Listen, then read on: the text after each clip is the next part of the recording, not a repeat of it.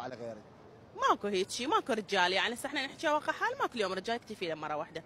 ماكو حتى المتزوج يدور، والله الخاطب يدور، المنفصل لا والله كلها تدور. قاعد اشوف هسه بالمجتمع لا كلها جاي تدور، والله كلها جاي تدور والنبي. يعني انت خافتش كان يمكن شيء مرتب جايب عليك وهاي مثلا ما ادري ما اعرف، بس انا هسه يعني كاختلاط بالمجتمع يعني قاعد اشوف انه كله جاي تدور بنات، يعني ماكو واحد يكتفي له بواحد. هاي نظرتك خاصه.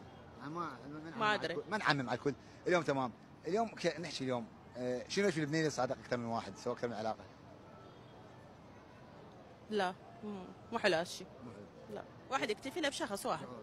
اليوم اللبنيه زنانه، يخاف منها الرجال؟ انت وين رايح وين جاي؟ ليش دقيت ما جاوب عليه؟ ليش ما دد على الرساله مالتي؟ الرجال يخاف. هاي مسيطره. مسيطره. طبعا. تفرض شخصيتها لو مثلا تفرض نفوذها، انه ما يقدر بعد يقوم يخاف انه نفوذها ايه، نفوذها. حتى يخاف من عنده، تكون عنده رده فعل تجاهها انه ما يسوي شيء وراها. هذا حبيبي، او هذا نقول هالولد الواجي. الله ان شاء الله يجمعكم بالحلال ان شاء الله. ان شاء الله. يقلبون تليفونه؟ لا ابد، لان بس اقلب تليفونه راح القى شيء مو حلو اكيد. شو ما ثقه؟ ايه لا ما ويا ثقه، ماكو ثقه. ماكو ثقه؟ لا ماكو ثقه. عدم ثقه بالمجتمع. لا انعدمه طبعا. اليوم انا بالعكس، انا يوم ارتبط بشخص انه عندي ثقه به، بس ايش عجب انه هاي الكلمه انه ما عندي ثقه، انه صارت عندي شيء مشاكل بداخلي حاليا، انه يشوفوني شباب كلهم سواسيه.